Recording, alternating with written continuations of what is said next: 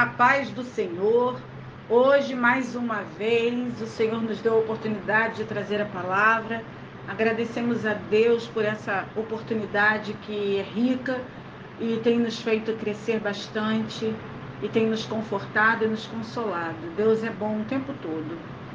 Hoje nós vamos refletir no que a Bíblia diz. Ela nos ensina em Êxodo 31, 11. Disse então o Senhor a Moisés: Eu escolhi a Bezalel, filho de Uri, filho de Ur, da tribo de Judá, e o enchi do Espírito de Deus, dando-lhes destreza, habilidade e plena capacidade artística para desenhar e executar trabalhos em ouro, prata e bronze, para talhar e esculpir pedras, para entalhar madeira e executar todo tipo de obra artesanal. Além disso, designei Eliabe, filho de Aizanaque, da tribo de Dan, para auxiliá-lo. Também capacitei a todos os artesãos para que executem tudo o que lhe ordenei.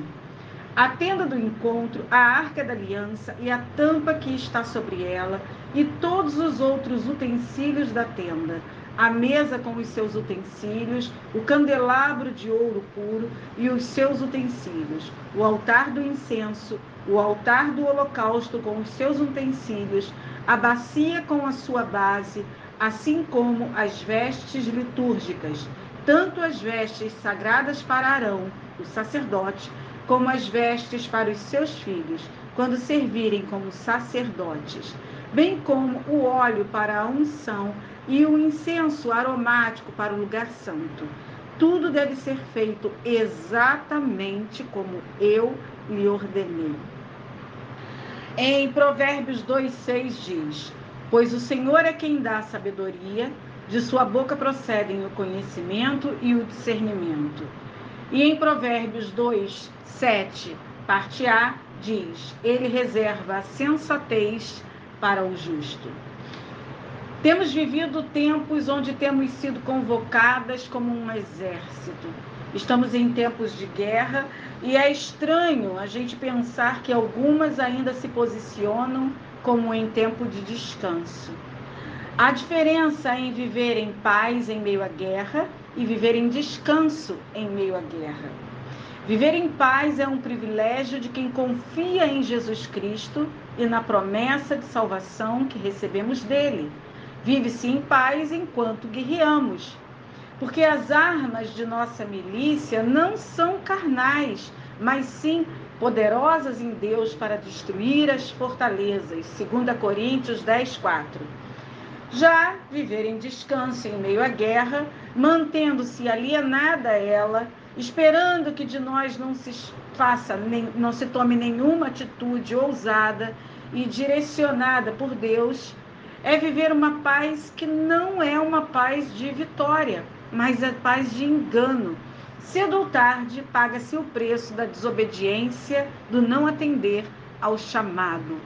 Ficar no meio da guerra, olhando a paisagem, como se nós não estivéssemos recebendo do Senhor uma ordem para guerrear, nos colocando a nós próprias em descanso, quando é tempo de viver em paz, mas não de descansar, é chamar para nós uma guerra muito maior num tempo muito curto, num prazo muito curto.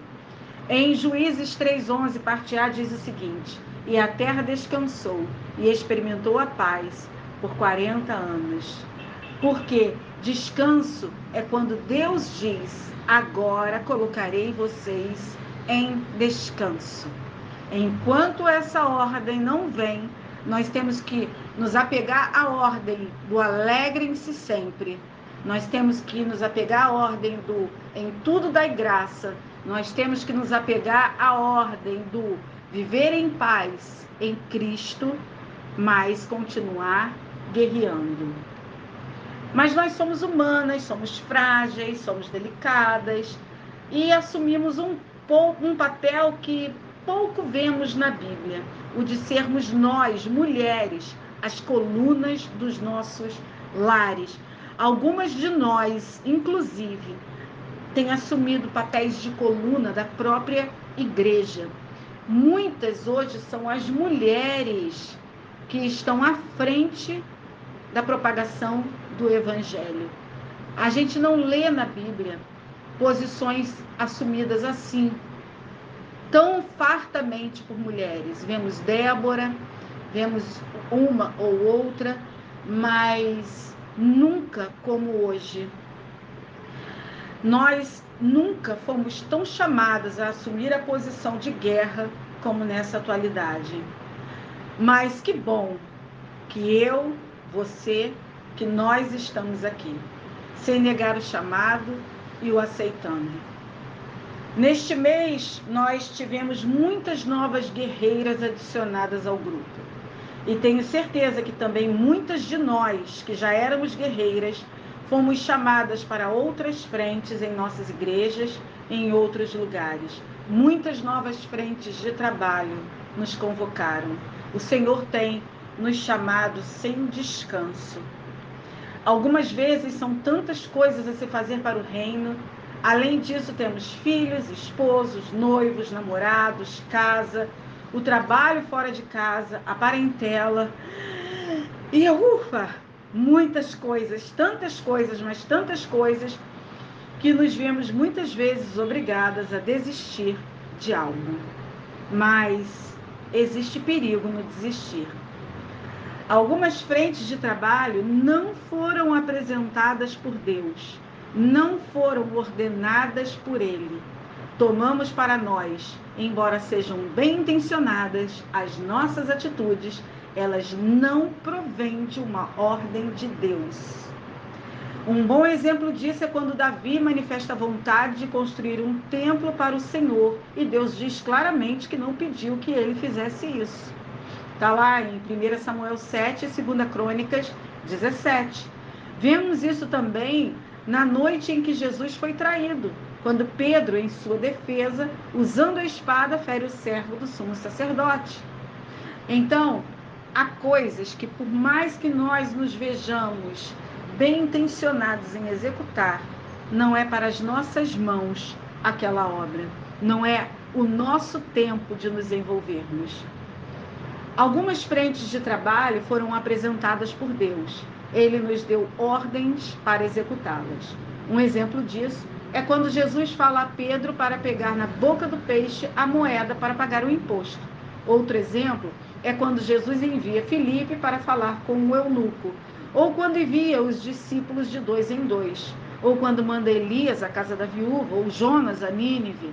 Ali são ordens claras do Senhor, de onde é que eles deveriam estar, o que eles deveriam fazer, o que eles deveriam executar. Nós sabemos a diferença para desistir certo? Sabemos diferenciar mesmo para desistir certo? Este texto nos mostra a diferença entre o chamado e o não chamado. Quando somos chamadas pelo Senhor, como Neemias foi, como estes homens desse texto de Êxodo foram, como o servo de Abraão foi, como os profetas foram, recebemos a mesma unção, recebemos o mesmo Espírito de Deus, as mesmas habilidades. Deus diz: eu os escolhi, eu os enchi do meu Espírito, eu dou-lhes destreza, habilidade e plena capacidade para planejar e executar qualquer trabalho. Eu designo pessoas para auxiliá-los, eu capacito a todos os envolvidos para que executem tudo o que lhe ordenei. Mas ele também diz: tudo deve ser feito exatamente como eu lhe ordenei. Não vamos esquecer de Saul, que não fez como Deus ordenou, e ali ele foi destituído de rei. Pois eu é quem dou, diz o Senhor, né? Sabedoria, e da minha boca procedem o conhecimento e o discernimento. Nós lemos isso em Provérbios, logo no início da nossa palavra. Ele também diz: eu reservei a sensatez para você, meu justo, e não para o mundo. Então, nós, obedecendo ao Senhor, naquilo que Ele nos mandou, temos a sabedoria, temos o conhecimento e o discernimento que procedem da boca dEle, e Ele reservou para nós a sensatez. Então, quando faltam esses itens nas obras que estamos executando, nós conseguimos enxergar aí claramente o chamado do não chamado. É claro que até no chamado nós nos sentimos cansadas. Então, é hora de começarmos a lançar fora o peso excedente do que não é ordem dele. Quando diferenciamos a falta de sabedoria, a falta de conhecimento, a falta de discernimento e a falta de sensatez naquilo que estamos fazendo, nós conseguimos identificar que aquilo não é um chamado. Quando temos excesso de medo, angústia, aflição e principalmente somos lotados de expectativa negativa, é hora de orar para sabermos se de fato aquele ali é um chamado do Senhor. É claro que no mundo teremos aflições. É claro que portas amplas e promissoras são abertas, mas do outro lado há muitos inimigos. É claro que mesmo na obra do Senhor encontraremos Sambalate e Tobias, fariseus e descrentes, inimigos e falsos amigos, opositores engajados em nos fazer retroceder. Mas também encontraremos reis, Ataxerxes, Ciro, Xerxes, Raabe, Boaz e tantos outros com corações tocados por Deus, dispostos a favorecer o trabalho que nos foi proposto, pois devemos entender que o Senhor provê o que precisamos para fazer as coisas que são de valor para Ele e para as pessoas que Ele quer favorecer. A sabedoria e a habilidade que provém do Espírito do Senhor nos colocam em sintonia com Ele, pois elas não dependem de conhecimentos humanos, mas sim da nossa conexão direta com Ele, com o trono da graça, com o coração de Deus. Pois como Paulo disse em 2 Coríntios 3:5, em nós não há nada que nos permita afirmar que somos capazes de fazer esse trabalho, pois a nossa capacidade vem de Deus. Além disso, quando adquirimos essa sabedoria e essa habilidade, também nossas relações humanas passam a viver um outro patamar, pois conseguimos interagir com o mundo numa conexão direta com aquele que o criou, entendendo assim mais da própria criação, mais do coração do nosso semelhante, criado também à semelhança de Deus. Conseguimos, inclusive, nos entendermos melhor, porque nós, conectados com quem nos criou, entendemos muito mais da própria criação. Em Êxodo, a construção era do tabernáculo. Hoje, a construção é da cidade que há no céu. Somos cidadãos do céu e o nosso chamado é alistar mais cidadãos. De todas as obras, a de Deus é a única que não pode parar. Por fim, para finalizar essa palavra maravilhosa, Deus nos deixa o que está em Tiago 1:5-8.